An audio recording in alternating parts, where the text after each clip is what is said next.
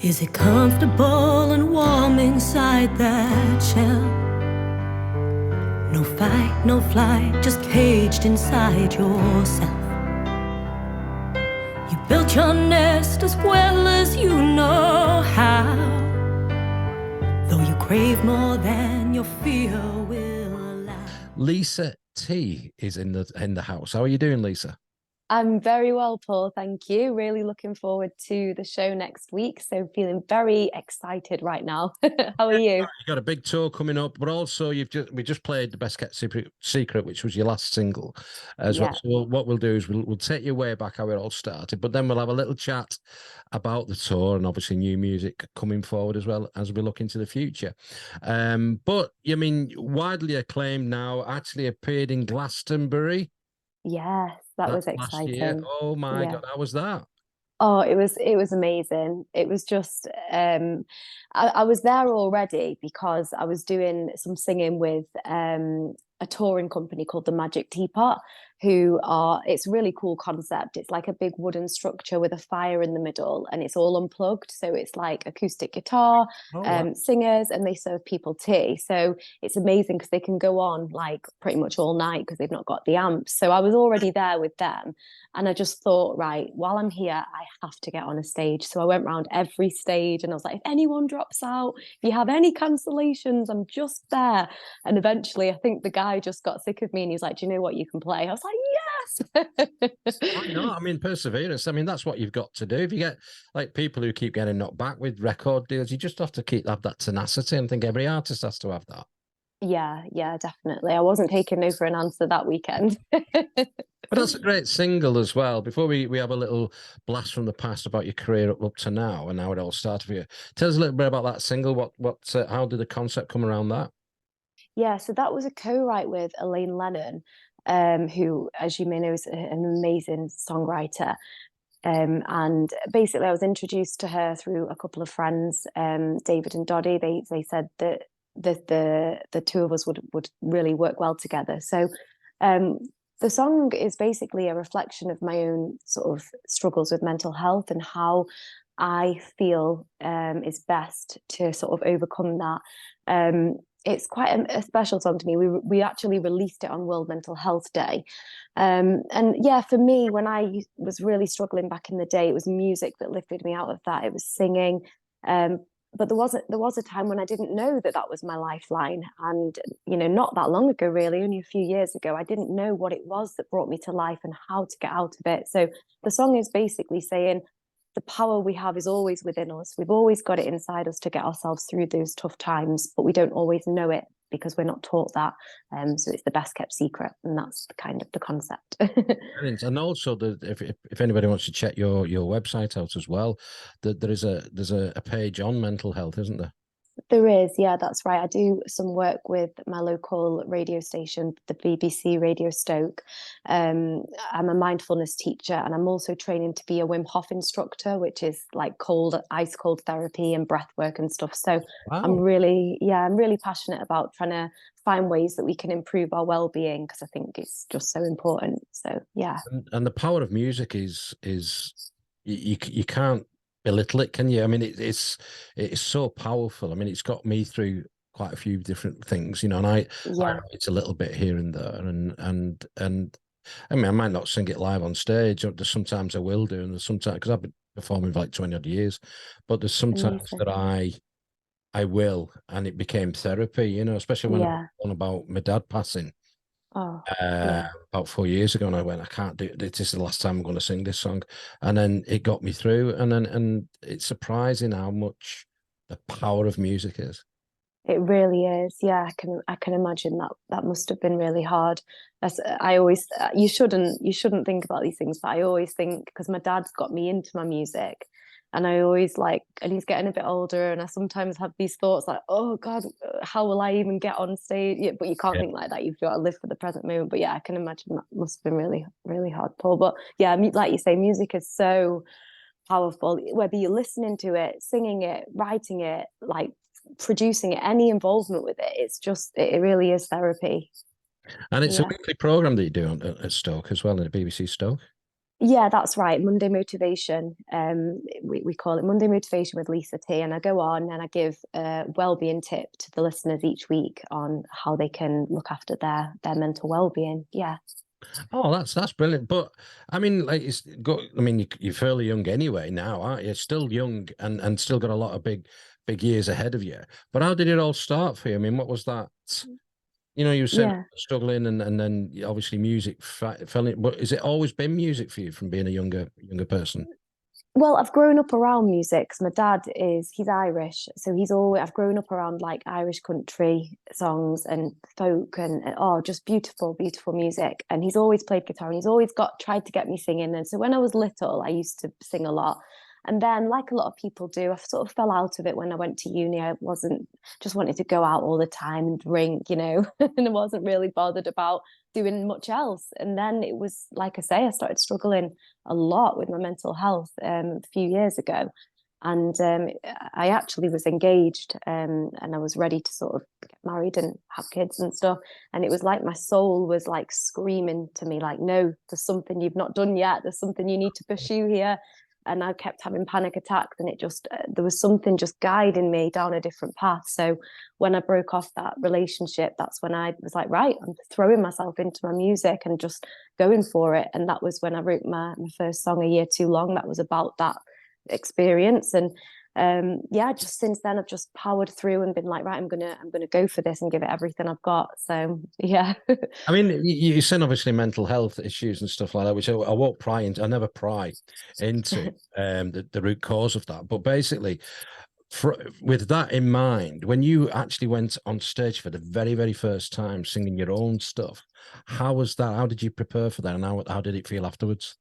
Yeah, that's a really good question. It was yeah, as you say, it was very overwhelming. I remember the first time I got on stage, it was an open mic in Macclesfield, and at the Swan with Two Necks. I actually went back there Great name, yesterday. I went back there yesterday and I did my first full band gig there. And I said to the landlady, I said, I did my first open mic here, did my first paid gig here, and now I'm doing my first full band show here. So it's a really special place. But yeah, it was very nerve-wracking. But it's amazing how the crowd can just be, when they come over to you after and compliment you and say, wow, it just lifts you, and it really gives you that drive to just keep going. All it takes is one or two nice comments and suddenly your confidence is boosted and you feel that drive and that passion. But it's good to have some like familiarity as well if you're doing your very first gig. Yeah. People that know you, if you've been in the pub or they've seen you before or whatever. Mm-hmm. And it's nice. It's a nice place to start because you get very little bad comments, really, wouldn't you? Really, Yeah. They all know you and they want you to do well. Yeah. And it's a great thing because many a time you'll see people, on the first gig and like shaking because they don't know anybody around them. And I've said this a lot from the artists up here to people who are just starting out. Having that support network around you is key, and that can be family, that could be professional like PR management, but it also can be audience. Yeah, that's the support mechanism that you really do need, because people don't realize when you turn up, you could have traveled 3 or 4 hours to get to that again. And then people go, oh, they were a little bit off at the first set. Well, yeah, you just travel for it. You don't realize, and like when you're setting up, oh, you're too loud. And hang on, it's a sound check.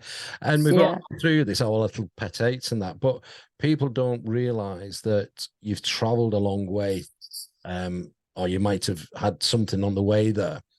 If you're new to them, one of my throwback quips are, if I've gone down south or right up in Scotland, which I did last year, and somebody will come up to you, and I've, like I said, been doing it a long time, and they go, I've never seen you before. And I look dead in their eyes and I'll go, I haven't seen you either. And they have no idea how to get away with that. Think about that one. But you know what I mean? It's nice to start off with the local surroundings, the local networking and that support group. And then everybody then on the coattails of what you've just done is now see you progress. Yeah. And that's great. So from that particular time, and you've done a lot of writing as well, haven't you? You've done a lot of writing for other people as well. Joe Martin has just released a song on his album that I wrote with him. It was myself, Gary Quinn, and Joe Martin that wrote the song. It's called I Want You to Stay. But what's really special about it is all three of us perform it live. We all love the song. So even though it's Joe's released song, Gary will perform it, I'll perform it. But yeah, that was lovely. I've recently done a co-write with Jade Helliwell, which was amazing because she's just like the best. I was with her at the Cavern. Oh yeah, absolutely brilliant. yeah. And the good thing, what I like about, like you've just said now, Jade and certainly Gary, is the fact that they've gone from from the sort of little known to now being the forefront of UK country. Yeah. The fact that, and Gary goes at great lengths at this when he wins the award, which he pretty much does every year, because I've covered the awards over the last couple of years. He actually makes a point of saying, I want to help you artists, give it a shout. Yeah. All right, let's get you going. And that's what I found, like Jade was at, say, the Cavern, supporting oh God, what's her name? Emma Moore. Yeah. And a couple of Canadian artists over there as well, Sycamore and a few others. But they were out supporting. They weren't gigging, they were supporting. Oh, yeah. Luke were out there, and you go on up to another one and be somebody else there, be somebody else there. And it's just absolutely phenomenal, the support, like I said, that support mechanism from your peers. Yeah. It's amazing. Honestly, I only got into the UK country scene less than 2 years ago, and everyone has been so helpful and supportive and encouraging, and it's just such a lovely scene, and everyone's so welcoming, and even the fans are so loyal. I had someone on Saturday, I was just doing a covers gig, and someone traveled up from Oxford to Manchester to watch, because he'd seen me when I performed in London at the Slaughtered Lamb last January, and he's been up north a couple of times now. And it's just amazing. It's such a and like you said earlier, that means so much when you've got that support from the audience, from fellow musicians, and from the fans as well, that then become your friends. And it's lovely. It really is encouraging. Yeah. Well, one of the links in with one of the radio shows that I do, which this is actually going out on, the Cat in Crewe, and they have Crewe Market. Well, they don't have it, but basically we've got a strong connection with Crewe Market Hall. Yes. We do put on events there as well. So that might be something that you might want to look at as well, because the good thing about that hall is it's free to get in.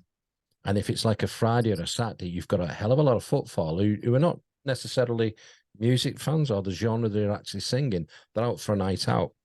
Yeah. I've played there a few times and it's just been phenomenal, the whole thing, which we'll speak offline about that. But I mean, it's something that might be, right up your street, which it could be a bit local as well. So the single's been out. We've got your career to date. So the tour. Right. Okay, let's talk about that. So it's within, what, a 30-mile radius? So it's my head. I've got for the people that see the video, had these printed today, my little flyers, which I'm going to go and hand out around Manchester and Sandbach as well, because I actually grew up in Sandbach, which is close to Crewe, although I live in Manchester now. So yeah, the show is the headline show is at Night and Day Cafe on Oldham Street in Manchester, and it's Thursday the 16th of Feb. So yeah, I'm really, really excited. It's my first full band headline show. I've done quite a lot of things like festivals and stuff with my guitarist, but this is the first time I've got a full band together, and we're just like, we did our warm-up gig yesterday, and we're just sort of raring to go now, and we're really, really excited for it. So yeah, it's going to be a really good night, and I'm really lucky. I've got quite a few people come in, like we were saying before, fellow musicians, people from the industry are coming to support, obviously friends and family. So, and I've got a couple of really good support acts on before me as well. So it's going to be an amazing night. Yeah. No Boxes as well. I've been to Boxes before.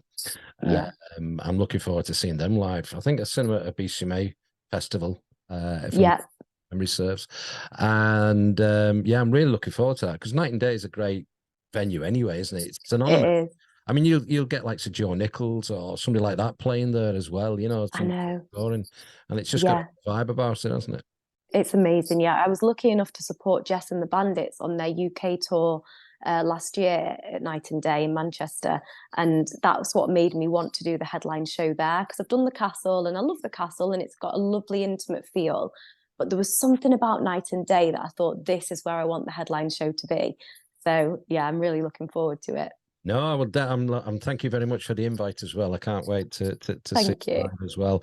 I might even have a root beer or three. Oh, lovely. Never know. But yeah, I mean, so that's going to take you what, most of February into March. Yeah, yeah. So and I can't say too much yet, but I'm in talks with a few people about some festivals as well coming up in the summer. Nothing's confirmed yet, but I've got quite a few conversations going on. So I'm really looking forward. I think it's going to be a good year. I'm really looking forward to it. I think there's going to be lots of nice things going on. Absolutely, and I think maybe the festival people are just waiting to see what the band is like from a that kind of thing from a Yeah. From a distance side of things. So you're having like promotional videos being taken Yeah. in the events and that as well. Yeah. Yeah, I've got a videographer booked, a photographer. Oh. Yeah, so it's going to be really good. I'm really looking forward to it. Music wise, what's coming around the corner?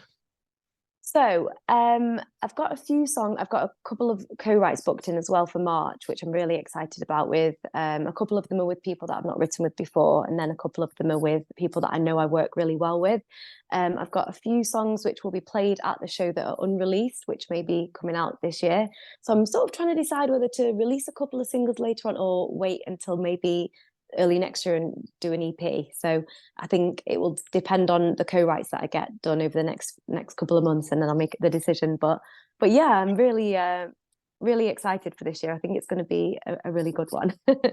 Well, I want to say a big thank you for coming on the show as well, Lisa. And like I said, good luck with everything. You deserve it as Thank well. you. You know, and it is one of those things now that you see the amount of talent that we have here on these shows, and will hold its own worldwide, you know. And then you look at the likes of like Kezia Guilds playing at the C2C Arena. I know. That is Amazing. the first Yeah. that I know in all the years I've been going there. And it's Yeah. here this year. And okay, it's the satellite stage, but it's in the arena, it's not outside. So that for me has chipped away at the ice, because we've been saying for years, why has there no British artist gone inside? Yeah. It's always outside. Yeah. There's a sort of route there, isn't there now? So, and it fills you with pride as well, especially when we're in like in the media and you're covering and you see the progression of artists, and there's an element of pride there with what everybody does, isn't it? Yeah, it's amazing. What Kezia has achieved is just it's really it's kind of really nice for an artist like myself as well, who's starting out, to see people like Jade and Kezia and just think like, wow, okay, this is possible. Like there is reason for me to keep working hard, and that's what's achievable if you put the work in and you've got the talent. So yeah, it's amazing. Yeah. Well, enjoy the rest of your evening, and like I say, I'll see you next week. And again, good luck with everything in the future. Thank you very much, Lisa. Thanks, Paul. Take care. Secret of all time.